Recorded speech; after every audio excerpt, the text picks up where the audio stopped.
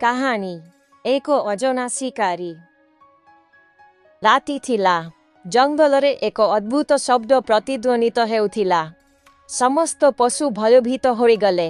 ହରିଣ ପଲ ଏନେତେନେ ଦୌଡ଼ୁଥିଲେ। ଗଛର ଡାଳରେ ମାଙ୍କଡ଼ମାନେ ଲୁଚି ରହିଥିଲେ।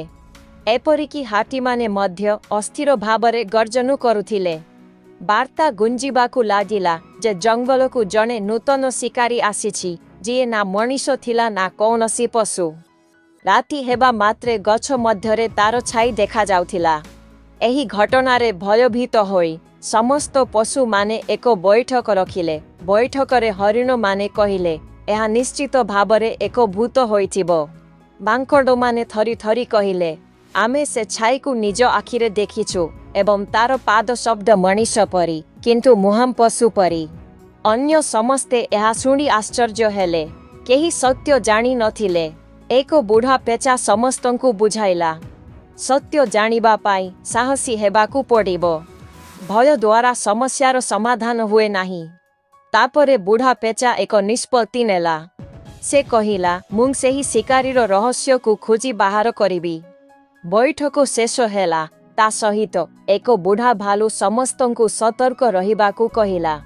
ରାତି ହେଲା। ବୁଢ଼ା ପେଚା ଚୁପଚାପ ଗଛ ଉପରେ ଲୁଚି ରହି ଅଜଣା ଶିକାରୀକୁ ଅପେକ୍ଷା କରି ରହିଲା। ଅନେକ ସମୟର ଅପେକ୍ଷା ପରେ ହଠାତ୍ ସେ ବୁଦାରୁ ଏକ କଳା ଛାଇ ବାହାରୁଥିବାର ଦେଖିଲା। ବୁଢ଼ା ପେଚା ଧୀରେ ଧୀରେ ତା ପଛେ ପଛେ ଗଲା। କିଛି ସମୟ ପରେ ଛାଇଟି ଏକ ଖୋଲା ସ୍ଥାନରେ ପହଞ୍ଚିଲା। ସେଠାରେ ଜହ୍ନ ଆଲୋକ ପଡ଼ୁଥିଲା ଏବଂ ସତ୍ୟ ପ୍ରକାଶିତ ହେଲା।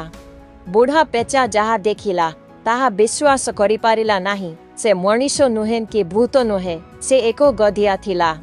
ମଣିଷ ଦ୍ୱାରା ଫିଙ୍ଗାଯାଇଥିବା ଲୁହା ଶିକୁଳି ତା ପାଦରେ ଲାଗି ଯାଇଥିଲା ଏବଂ ଚାଲିବା ସମୟରେ ଶିକୁଳିର ଶବ୍ଦ ଜଙ୍ଗଲର ଅନ୍ଧକାରରେ ଗୁଞ୍ଜି ଉଠୁଥିଲା, ଯାହାକୁ ଶୁଣି ସମସ୍ତେ ଭାବିଲେ ଯେ ଜଙ୍ଗଲରେ କୌଣସି ଏକ ରହସ୍ୟମୟ ରାକ୍ଷସ ବୁଲୁଛି। ପ୍ରକୃତରେ ଗଧିଆ ଶିକାରୀମାନଙ୍କଠାରୁ ଖସି ପଳାଇ ଯାଇଥିଲା, କିନ୍ତୁ ଶିକୁଳି ଭାଙ୍ଗି ପାରିନଥିଲା ଏବଂ ଅସହାୟ ହୋଇ ଦିନବେଳେ ଲୁଚି ରହୁଥିଲା। ତା ଆଗଦିନ ବୁଢ଼ା ପେଚା ସମସ୍ତଙ୍କୁ ସତ୍ୟ କହିଲା।